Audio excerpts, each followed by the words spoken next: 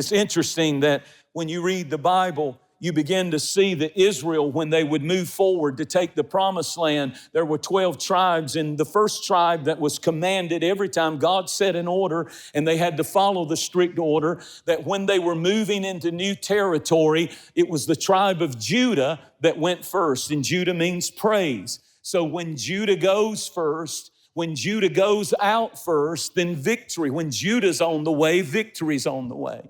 And when Judah would go, everybody would see that they're coming into the promised land and they're doing great things.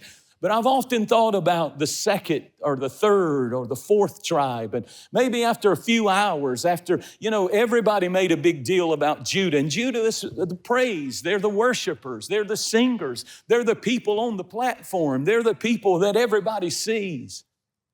But what about that pitiful 12th tribe? 7 hours later, there's only a few people still clapping. And they're showing up, and it's the tribe of Dan. But it's important that somebody has to be in the back of the line. Somebody has to be back there for the weak and the feeble and the worn out, the stragglers that are about to give up. Somebody has to be at the back of the line saying, you can't quit, you can't give up, you can't fail here. Get up and keep going. You're going to make it. And I thank God for the people in the back of the line. We need people, we need Danites in the church, in this church, who are encouragers to people who are about to fall out of the way. Encouraging your family to not give up. Encouraging people. Everybody is important in the kingdom, not just the preacher, not just the singer. You're important to revival. You're important to soul winning. Every single person is important. And God said, I want there to be two kinds of people always present in families, in homes, and in churches. I want potters. Potters who begin to take the next generation, your children, your family, and you put your hands on them. The potter's job was to find the clay. And once he found the clay, he would begin to mold that clay. He would take water and he would begin to smooth out the clay and get the lumps out and put it on the wheel. And he would begin to work and make that clay into a vessel that could be used at the king's table. Who are the potters?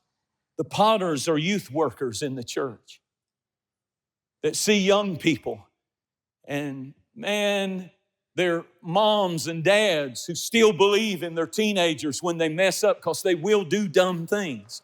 And they'll do it over, and they'll do it over, and they'll do it over and over again. But you just keep putting your hands on them. You're the potter in their life, and you keep shaping them, and you keep molding them, and you keep pouring into them.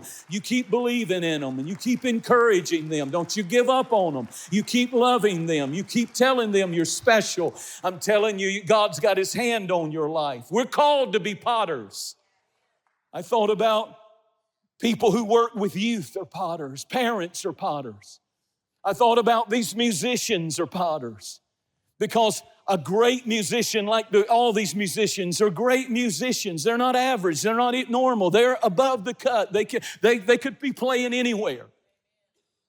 But a great musician will see another musician and begin to use that clay and form that clay and say, now let me show you how you move from that chord to this and really fatten things up. And that song, that chord right there will fit right beautifully out of that. That's what a man did to me when I started playing the piano. I couldn't play the piano, and I learned it in one summer.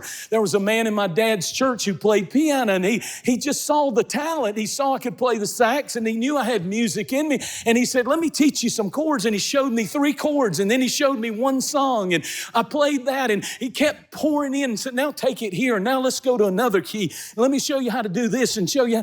And it's amazing how that we can raise up a whole nother generation of singers, a whole nother generation of worshipers, a whole nother generation of musicians.